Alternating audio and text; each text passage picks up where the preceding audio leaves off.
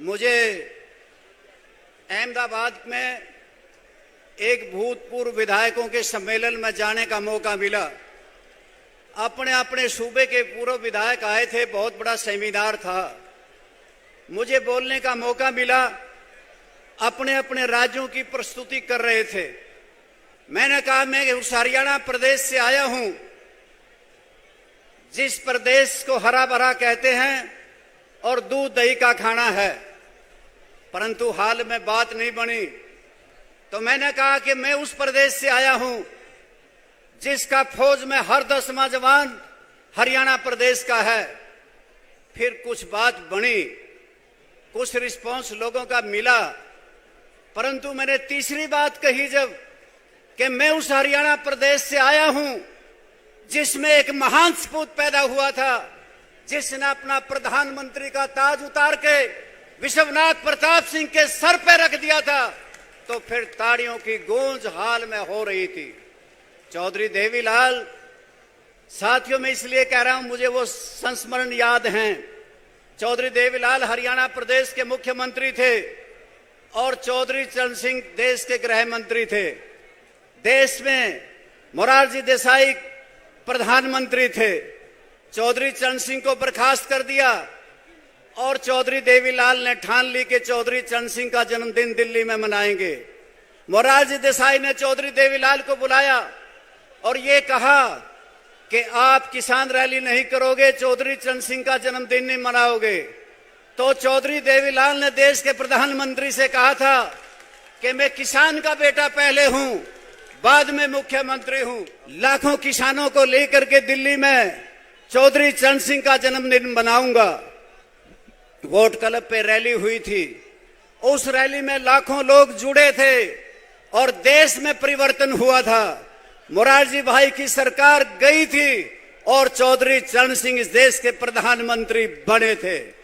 परंतु साथियों, आज किसान जिसको चौधरी देवीलाल ने अपने संघर्ष से सींचा, आज वो मारा मारा फिर रहा है, उसे बहकाया जा रहा है। कभी कहते हैं कि हम आपकी आमदनी दुगनी कर देंगे, स्वामीनाथन आयोग की रिपोर्ट लागू कर देंगे, कभी कहते हैं एमएसपी का कानून बना देंगे, परंतु नहीं, किसान को तो कंगाल कर दिया और बड़ी बड़ी कंपनियों को मालो माल कर दिया। फसल बीमा जैसी योजनाएं लागू कर दी। चौधरी देवीलाल ने हरियाणा प्रदेश बनाया था और भारतीय जनता पार्टी ने इस प्रदेश को जलाया। साथियों, में इसलिए कह रहा हूं कि हरियाणा प्रदेश के रक्षक ही भक्षक बन गए हैं। बाढ़ खेत को खाती है। आज मास्टरों के बिना स्कूल हैं, आज हरियाणा प्रदेश में डॉक्टरों के बिना अस्पताल हैं, आज हरियाणा प्रदेश में जल बिन जल घर हैं और आज बिजली बिन बिजली घर हैं। आज हरियाणा प्रदेश में बिजली के बिल फुल हैं और बिजली गुल है। साथियों, आज हरियाणा प्रदेश की दुर्दशा कर दी कि गरीबी बढ़ रही है और नौजवान हरियाणा प्रदेश को छोड़ करके हमारी नौजवानी जा करके इंग्लैंड में, अमेरिका में, ऑस्ट्रेलिया में अपना पेट भरने का काम कर रही है, दलालों में चक्करों में फंस रही है। आज हरियाणा प्रदेश बेरोजगारी में नंबर 1 का सूबा बन गया है। साथियों, जब चौधरी देवीलाल ने 1986 में न्याय युद्ध शुरू किया था, वर्तमान हालात थे, आज भी हमारे बीच में बड़े बड़े नेता विराजमान हैं। आज संविधान को बने और संविधान सभा के लिए 75 वर्ष पूरे होने पे डिस्कशन तो हुई, परंतु हमारे पास सामने चुनौतियां हैं। सबसे बड़ी चुनौती किसान बचेगा नहीं बचेगा, संविधान बचेगा नहीं बचेगा, नौजवान बचेगा या नहीं बचेगा। आने वाला चुनाव चुनौतियों भरा है और जहां पे हमारे पास जितना बड़ा भाईचारा था, वो हमारा भाईचारा बचेगा या नहीं बचेगा। हमारी बंदरगाहें, हवाई अड्डे, रेलवे स्टेशन बचेंगे या नहीं बचेंगे, या इस देश के अंदर इसी प्रकार से ईडीआई का राज चलेगा, सीबीआई का राज चलेगा, इनकम टैक्स की रेडों का राज चलेगा। साथियों, मैं इसलिए कह रहा हूं, भारतीय जनता पार्टी ने हमारे बीच में इस प्रकार के काले कानून दिए थे।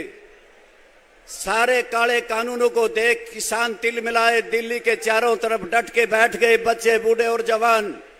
700 से ज्यादा किसान मारे गए।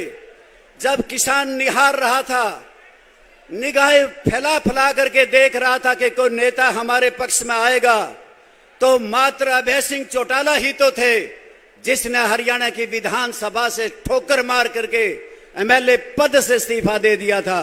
मैंने उनको विशेष तौर से इस बात के लिए बधाई देनी है। फिर से किसानों का झंडा इलाहाबाद में आपने लहराया था और 4000 किलोमीटर की पद यात्रा करके आपने हरियाणा प्रदेश के कोने कोने से इन किसानों और मजदूरों को जोड़ने का काम किया।